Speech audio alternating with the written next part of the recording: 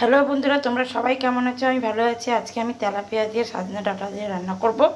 তেলাপিয়ার জন্য এবার কড়াই বসিয়ে দিয়েছি। এবার তেল দিয়ে মাছগুলো ভাজা শুরু করে দেবো। কড়াইতে তেল দিয়ে দিয়েছি, এবার তেলটা একটু গরম হোক, তারপর মাছটা দিয়ে দেবো। কড়াইতে মাছ দিয়ে দিয়েছি, এবার ভাজা হোক। আর ডাঁটাগুলো আমি ধুয়ে নিয়েছি, ডাঁটা আলু, এই যে ডাঁটা আর আলু ধুয়ে নিয়েছি। মাছ ভাজা হয়ে গেছে, আমি তুলে নিলাম। আবার কড়াইতে দিয়ে দিয়েছি, এগুলো আবার তুলে ভাজা হয়ে গেলে তুলে নেবো। এবার উল্টে দিই,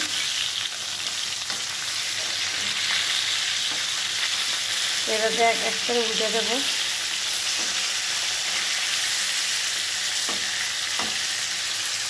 ভাজা হয়ে গেছে, এবার নামিয়ে নেবো। পাঁচফোড়ন দিয়ে দেবো, দিয়ে এবার আলুটা একটু ভেজে নেবো, তারপর ডাঁটাটা দেবো। আলু দিয়ে দিচ্ছি। সজনে ডাঁটা দিয়ে তো পাতলা ঝোল খেতে সবারই ভালো লাগে। কার কার এরকম ভালো লাগে সজনে ডাঁটা দিয়ে পাতলা ঝোল খেতে আমাকে একটু কমেন্ট করবেন, সাবস্ক্রাইব করে দেবেন, ইউটিউবে লাইক করে দেবেন, শেয়ার করে দেবেন। একটু হলুদের গুঁড়ো দিয়ে দিলাম, সামান্য একটু নুন দিয়ে দিই। একটু আলুগুলো একটু ভেজে ভেজে নিয়ে তারপর ডাঁটাটা দেবো।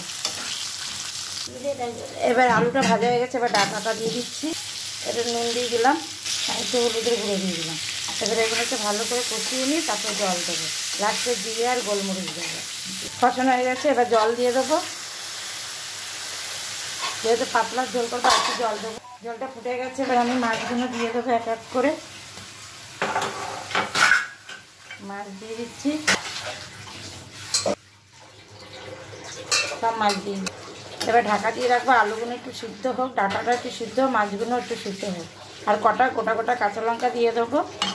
এবার ঢাকা দিয়ে রাখি, আর জল দেবো না। আমার ঝোলে রেডি হয়ে গেছে। আমি এখানে জিরে আর বাটা আর গোলমরিচ দিয়ে দিলাম।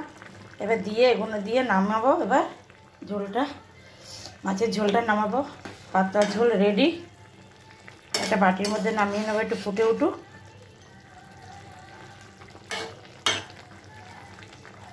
এই যে বাটির মধ্যে নামিয়ে নিয়েছি, এবার নামিয়ে দেবো। হয়ে গেছে রেডি আমার পাতলা ঝোল। ভালো থাকবেন, সুস্থ থাকবেন, টাটা, বাই বাই।